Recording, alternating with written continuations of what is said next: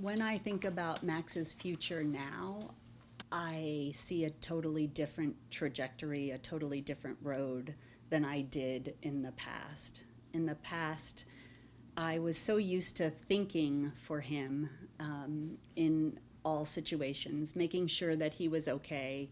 If I was talking to someone and he was in the room, half of my attention would be on him, just to help him maneuver through difficult questions. And for the first time last year, I felt like I might not have to do that for him. He may be able to do that himself. He, for the first time, I see him accessing life in a way that he's never been able to before. Things make sense to him. He understands, and so he can partake, and he can be a full member of it. It's wonderful to see it with his friends and in social situations, because a lot of times children who struggle with language and auditory processing and those kinds of things, they have a much more difficult time navigating the social networks. And so just watching him with his friends has been lovely to see. So it has given both my husband and I just a whole new, I hope, for him. The changes that we've seen in Max started last summer while he was in the first cognitive intensive program.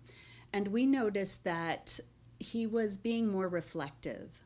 So if he would have a reaction that was a little bit excessive, if he would get upset, all of a sudden he started pulling back, stopping and saying, maybe that wasn't appropriate. Maybe I didn't need to get that angry or that upset. And that we had never experienced before. We had never seen him be aware of what he had said, then articulate it. We also started noticing that he could understand directions. There was a child who was coming down, who was on the same subway car as we were, and he was lost. And he had told Max that he needed to get to the east part of Toronto. And Max knew, because he had been riding the subway for a few weeks, he knew that there were two different lines and that he needed to get off of that line to go downstairs and get on a different line. And he was the one who communicated this to this other boy. And he would never have done that before. Throughout the year, we started seeing him be able to defend his positions.